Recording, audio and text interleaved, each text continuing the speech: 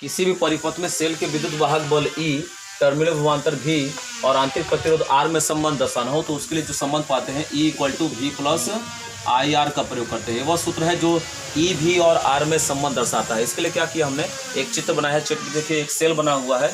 Cell का विद्युत वाहक बल क्या है, E है, और आंतरिक प्रतिरोध क्या है, R है।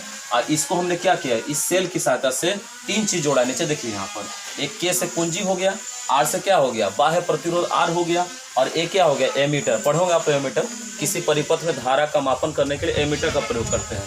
सेल के दोनों सिरों पर क्या लगाया गया है, वोल्टमीटर भी लगा दिया गया। देखिए, एक सेल जिसका विद्युत वाहक बल E, आंतरिक प्रतिरोध R है, उसके दोनों सिरों से एक वोल्टमीटर लगाए हैं, और इसी के दोनों सिरों से श्रेणी क्रम में क्या लगाया गया है, कुंजी लगाए गए हैं, बाह्य प्रतिरोध R और एमीटर A लगाया गया है। अगर ऐसा लगाया गया हो तो हम लोग जानते हैं, इसीलिए कुल परिपथ में, सुनो, कुल परिपथ में क्या प्रवाहित धारा, धारा का सूत्र बताइए जी। प्रवाहित धारा किसके नियम से, ओम के नियम से।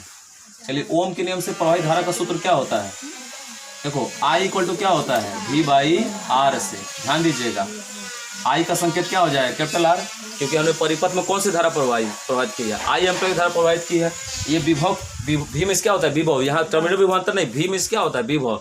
विभव कितना काम करता है, सेल का विद्युत वाहक बल। क्या V की जगह E लिख सकते हैं, और R की जगह क्या है, कुल प्रतिरोध। चूंकि देखिए, प्रतिरोध कैपिटल R और स्मॉल r किस क्रम में जोड़े गए हैं, श्रेणी क्रम में जोड़े गए हैं। तो श्रेणी क्रम में तुल्य प्रतिरोध कितना होगा, दोनों को जोड़ेंगे एक साथ। श्रेणी क्रम में कैसे जोड़ते हैं, सीधा सीधा, यानी इस R की जगह क्या लिखेंगे, कैपिटल R + स्मॉल r, क्योंकि परिपथ में बाह्य प्रतिरोध R है और स्मॉल r क्या है, आंतरिक परिपथ है। तो विभव की जगह क्या लिख देंगे, सेल का विद्युत वाहक बल, क्योंकि विभव क्या है, सेल में एक सिरे से दूसरे सिरे तक जाने में जितना काम करता है, सेल द्वारा जो ऊर्जा मिलती है उसे विद्युत वाहक बल बोलते हैं। इसे ई से दर्शाते हैं। तो विभव किसमें बदल जाएगा, भी में, और आर को क्या लिख देंगे, तुल्य प्रतिरोध श्रेणी क्रम में R + स्मॉल r। यहाँ से किसका वैल्यू निकालेंगे, ई का। तो क्या होगा, ये इसमें तिरक गुणा करेगा, I में R का इंटू IR, और I में इस R का इंटू IR।